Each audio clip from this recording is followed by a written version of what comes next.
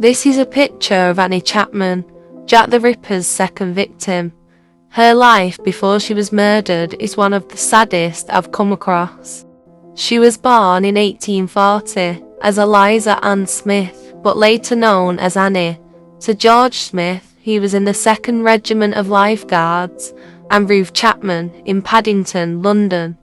Her parents were not married at the time, but married 2 years later. The family lived in nice areas such as Knightsbridge and Berkshire.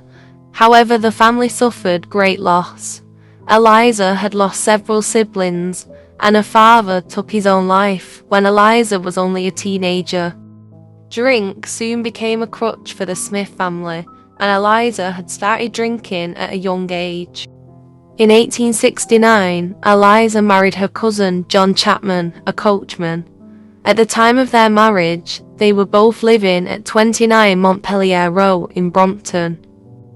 The pair had 3 children, a daughter called Emily Ruth in 1870, who tragically passed away at 12 years old from meningitis.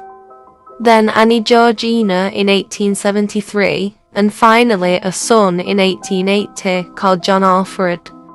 John was born with severe mental and physical disabilities, and was supposedly placed in a charitable school where Eliza would occasionally visit. Their youngest daughter was the only one still with the family.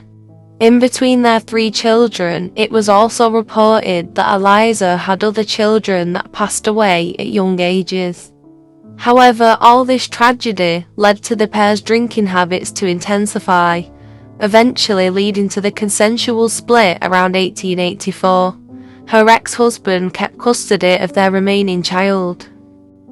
Following the separation, Eliza moved to Whitechapel and other areas in the East End, and lived on a weekly allowance that her husband was obliged to pay, while also selling flowers and doing crochet work to supplement her income.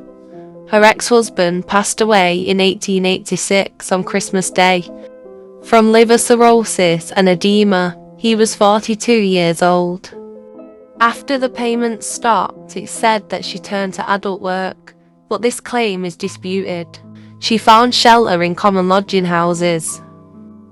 On the night of her murder, on the 8th of September 1888, she had been forced out of the lodging house due to having no money to pay. Eliza was found at 29 Hanbury Street just before 6 a.m.